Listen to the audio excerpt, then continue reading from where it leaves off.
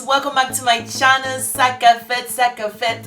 Hope everybody's doing well. To all my subscribers, you all are just awesome. Thank you guys so much. And if you're new to this channel, welcome darling. So today we're gonna be talking about supposed to be lace talk, but we're detouring slightly just this Sunday.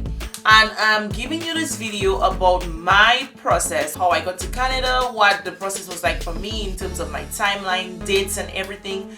I'm going to have everything up on the screen on the side of me so like we can see exactly like how long it took me, the process I went through, and perhaps maybe this will help somebody. Quite a few people have reached out to me about what my process was like getting to Canada, how I migrated to Canada, just questions in general. And I feel like I have a channel, I might as well make a video to help somebody out there. Maybe there are more people who wants to know, what my process was like, tips, tricks and all that good stuff. It's not my usual content, but like if my subscribers are like asking me to do this content, like I'm gonna do it for you guys. It's all what you all want.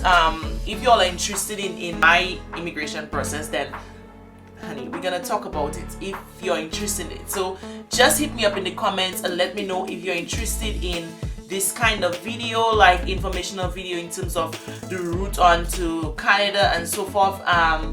Then we could get a schedule. It's possible, like we could do it. Now I'm just gonna give you my process, and I've broken down everything into 7 steps, and I don't want this video to be extremely long, so I'm not going in details for every step. But if people require me to break down each step, or you're interested in the content, just comment and I will go ahead and prepare a video for each of the steps to be able to help you in your own process. Okay, so I'm a permanent resident of Canada as of April 2019. Yes, so my process began in Dominica. I'm from the Caribbean island of Dominica, if you've not seen my intro video. And migrating from anywhere but in the Caribbean is kind of a little bit rough because we're a small island, and so everything I had to be doing a lot of travels out of the country to try and get things done. That was a strain on itself because there's money for travels, there's money for the whole process. But anyhow, first of all, I would advise you to do a lot of research. There are a lot of things over the internet that are fake.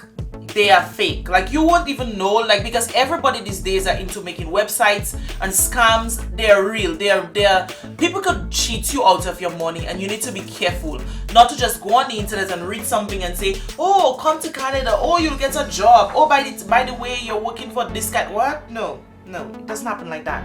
Okay, so if you're seeing anything fishy that is trying to promise you that you'll get to Canada in 30 days and everything will be fine, and all you have to do is pay $500, let your senses click to let you know that that is unrealistic and that is just trying to scam you out of your money. So be careful with this website. If you want to do research on the process of getting to Canada on a route that I did specifically, I will link the original Canadian website down in the description, and you can follow that and read up on the different ways you could get to Canada. Now there are different immigration methods to Canada. I did express entry, and so I'm going to walk you through 7 steps I think are absolutely necessary for express entry and getting your permanent residency. Now most people advertise it that you get it in 6 months, and your step number 1 to me should be, was my number 1 step, is for you to calculate your CRS points to see where you're standing in terms of eligibility. Now there is a CRS calculator, and I'm going to link it down in the description again, and you can calculate your CRS point in terms of different factors in your life, your age, and the younger you are, the more points you get. Now let me just give you a background on express entry even before I get into the point system. Express entry is a pool. It's like you get points based on different factors in your life, and these points, when they're totaled up together, you're placed in a pool, and that pool involves people from around the world. Every 2 weeks, the government of Canada, they will release a draw. It's called express entry draw, and that draw will have a certain number. Let's say it's right now I think 470. If you surpass 470, then You're basically count yourself in Canada. So they will ask you a series of questions, your age, IELTS score. Now some of the things you might have to make up because you've not yet taken some of the things they're asking you, but you just make it up to have a rough idea of if you're even close to the amount of points that you would need, if you know what I mean. So like that's what I did at first. So I went onto the CRS calculator, I put in all the information, my age, my husband's information, my education information. I put what I think I would get on the IELTS test, answer the question. It gave me a rough score, and I saw, okay, my score was it was higher than 450, and the past 4 draws was 440. So I was like, ooh, but I might have a chance man in this thing. So I was like, we're gonna find out. we're gonna go through this process. We're gonna do everything it takes to get this process complete, because you know your girl, when she starts something, we gotta finish it. It's like that. Now step number 2, after you figure out, okay, I might have a chance in this thing, your next step is to get your IELTS test done. IELTS is an English test, and even though English is your first language, you still have to take the test. Even though you're from the Queen's table, you still have to take the test. It's mandatory even though English is your first language. So you go ahead and you book that test. That's a separate fee. I can't remember exactly, but I think I paid, it was 1,000 TT, because so I had to travel to Trinidad. My husband and myself, we traveled to Trinidad to get that test done. If you're a couple, I would advise you, both of you all should take the test, because it increases your chances to get more points. So we went ahead and we took that test. The highest score is 9.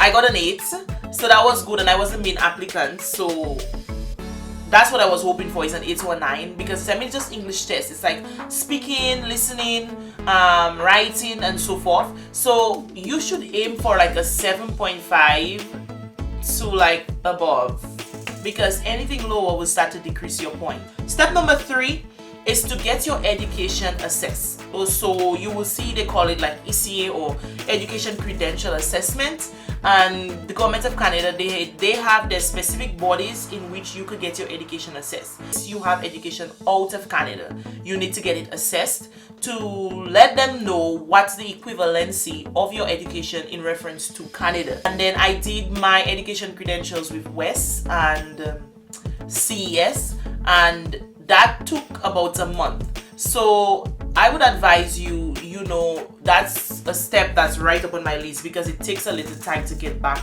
the results. My WES is advertising take around 20 days. It took me around maybe 25-30 days thereabout. And CES, well, I had already gotten accepted by the University of Toronto, and CES is a branch from the university. So like, I guess my credentials took it went much quicker because of that. Maybe, I don't know, but CS was quite quick. Step number 4, after you've done your IELTS, you have your ECA, you now go ahead and you put in your profile. There's nothing in terms of like attaching documents at that point in time. There's nothing like that. You're just, now at this point, you're going into the pool. So you just upload what your IELTS score was, you put in what your ECA results was, and you put in all the information that you would have put in on that CRS calculator, and you go ahead and you go in the pool and you await the next draw. Okay, so just to give you a timeline for me, and then I could try and put a timeline on the screen. Step number 2, I did my IELTS test like August 10th of 2018. My ECA kind of took like 1 month, so like almost like ending of August I got these ECAs, because I did them in July, somewhere thereabout. So we are at September 5th 2018, and my profile is on, and my total score at that point was 454, and the draw before that was around 440 something or so. So I was like so nervous. I was like, oh my god, I don't want this to go up, I want this to remain the same. I was like, oh my god, I used to pray. On September 5th there was a draw, and the draw came out to be 440, and I had 454 points. So at that point in time, I got step 5, which is the invitation to apply. They call it ITA. So I got an invitation to apply for permanent residency, and I went ahead and I applied for permanent residency. So they'll take you to the next step. Everything is online. It's not rocket science if you just take your time and you follow step by step and you read exactly what they're telling you to do. So when I got the invitation to apply, I went ahead and I applied. At this point, you prove now everything that you've stated on your profile. So you need to show your education certificates, you need to You need to do medicals. They will, and for medicals, it's not just go by a doctor and get medicals. Like, they have their specific doctor, so they will issue you a document that you take to a specific doctor and get your medicals done. Biometrics from you at a certain point in that process. After you've applied, you put in your bank information. There are required funds that you need to have. So after you've done all of that, at that point, the process is on you. How long you take to upload everything that you need. You need police record. There are a few things that you need, so it depends on how long you take to gather those things. Me, I was hustling. I was seriously hustling. I was on the move every time, trying to get things done, trying to get my way across. You understand? We got the request to do our medicals on September 7th. So they call this upfront medicals. So sometimes some people won't delay, sometimes some people get the request upfront. So I got mine on September 7th, and you know, by the weekend I was already in town going to find out this doctor to get these medicals done. But we only received that we passed this medicals on October 30th. So see right where down the line we are. And also, like, when you input your police record, you would have to go through IP1, they call it, that's background check, and IP2. I can't even remember at what stage, if I ever got to IP2, because I basically stayed at IP1 so long. Up to November, I think, first I was still at IP1. I was like, God, I've not killed a fly. They're not passing my background check. But yeah, we stayed long in that IP1 and IP2 stage. And I think those terminologies is people who create them. Like, it's not the government of Canada, but like, it's just forums that people create to keep track of those things. So after you've gotten all your documents and you've filled out your profile, you've uploaded everything, the next step would be to pay the fees.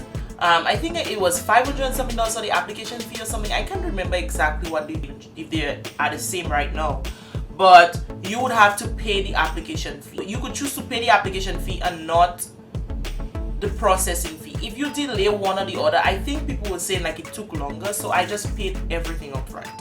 When you pay, you get an AOR, that's an acknowledgement of receipt, and at that point you know, okay, they've received all your documents, they've received everything, and you want to make sure everything is in order, because human beings who's going to sit down and review this, so you need to ensure that you have everything down to the T. I got my receipt on October 2nd, 2018. It was time to grind and grind. Now, the waiting period. Now, the waiting period is always going to be a nerve-wracking one. You're waiting, you don't know what you're gonna get in response. You know you've done everything, yes, but like you still don't know. Like, they could still reject you. You just don't know. You have to just sit and wait. Step 7 would be the last step.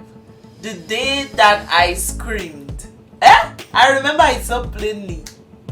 February 25th, 2019, I got our COPR, and that is confirmation of permanent residence.